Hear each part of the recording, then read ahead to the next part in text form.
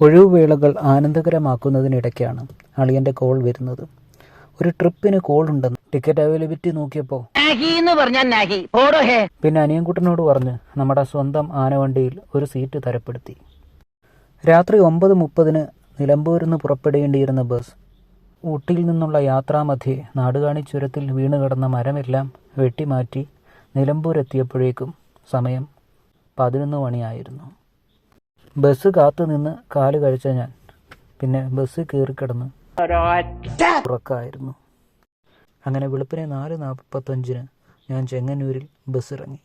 ഒരു ചായയൊക്കെ പിടിപ്പിച്ച് നിന്നപ്പോഴേക്കും ദേ വരുന്നു അളിയൻ്റെ കറുത്ത കാർ.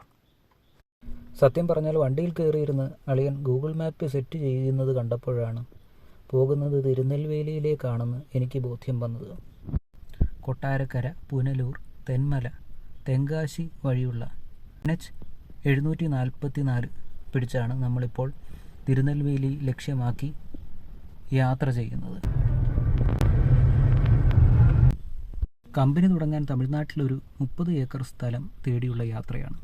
പക്ഷെ ഒരു കാരണവശാലും പാണ്ഡിതുരയും കറുപ്പയ്യ സ്വാമിയും ഇതിനെപ്പറ്റി അറിയരുതെന്ന് 90s കിഡ്സ് വിഭാഗത്തിൽപ്പെട്ടിട്ടുള്ള എൻ്റെ അളിയൻ എന്നെ ചട്ടം കെട്ടി. ഈ ഒരു ആശങ്ക ഒഴിച്ചു നിർത്തിയാൽ നല്ലൊരു കാലാവസ്ഥയിലായിരുന്നു യാത്ര. മഴ പൊടിഞ്ഞുകൊണ്ടേയിരിക്കുന്നു. കേരള ബോർഡർ കഴിയുന്നതുവരെ മഴയുടെ സജീവ സാന്നിധ്യമുണ്ടെന്ന് തോന്നുന്നു. മഴയിൽ കഴുകിയെടുത്ത വൻമരച്ചില്ലകളും സസ്യങ്ങളുടെ ഇലകളും നല്ലൊരു പുത്തനുണർവ് നമുക്ക് സമ്മാനിക്കുന്നു.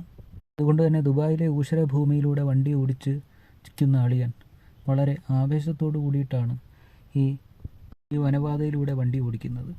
ഒന്നൊഴിയാതെ എല്ലാ ഗട്ടറുകളിലും വണ്ടി കൊണ്ട് ചാടിക്കുന്നു എന്നുള്ളത് പ്രത്യേകം പ്രകീർത്തിക്കേണ്ട ഒരു കാര്യമാണ്.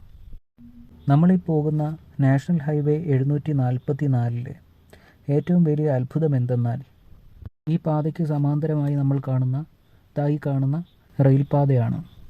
1904 കമ്മീഷൻ ചെയ്തിട്ടുള്ള കൊല്ലം സെങ്കോട്ട റെയിൽപാതയാണത്. കേരളത്തിലെ ഏറ്റവും നീളം കൂടിയ റെയിൽവേ ടണൽ ഈ റെയിൽവേ ലൈനിലാണ് ഉള്ളത്. 891.10 മീറ്ററാണ് ഈ ടണലിൻ്റെ ദൈർഘ്യം. ഈ ആര്യങ്കാവ് പുതിയറ ടണൽ പൊതുവെ അറിയപ്പെടുന്നത് ആര്യങ്കാവ് ടണൽ എന്നാണ്. നമ്മൾ ഈ പിന്നിടുന്നത് 13 കണ്ണറപ്പാലമാണ്. നമുക്ക് ഈ പാലത്തെ കുറച്ചുകൂടി ഒന്ന് അടുത്തറിയാൻ വേണ്ടിയിട്ടൊരു U-ടേൺ എടുക്കാം. ഈ റെയിൽവേ ബ്രിഡ്ജ് ഉള്ളത് നമ്മുടെ കൊല്ലം ജില്ലയിലെ കഴുത്തുരുട്ടിയിലാണ്. ഇന്ത്യയിലെ ഏറ്റവും പഴക്കമേറിയ പർവ്വത പാതകളിലൊന്നിൻ്റെ ഭാഗമാണ് ഈ ബ്രിഡ്ജ്. ബ്രിട്ടീഷ് ഭരണകാലത്തെ ഒരു വിസ്മയ നിർമ്മിതിയാണ് ഇത്.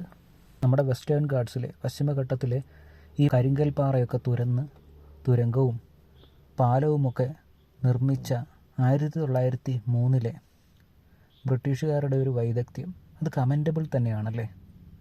ഇന്നും 1880കളിൽ നിർമ്മിച്ചിട്ടുള്ള മുല്ലപ്പെരിയാർ അണക്കെട്ടിൽ എത്ര കണ്ട് വിശ്വാസം തമിഴ്നാട്ടുകാർക്കുണ്ടോ അത്ര തന്നെ വിശ്വാസം ഈ റെയിൽവേ പാലത്തിൽ നമ്മൾ കേരളീയർക്കുമുണ്ട്, ഇന്ത്യൻ റെയിൽവേക്കുമുണ്ട്.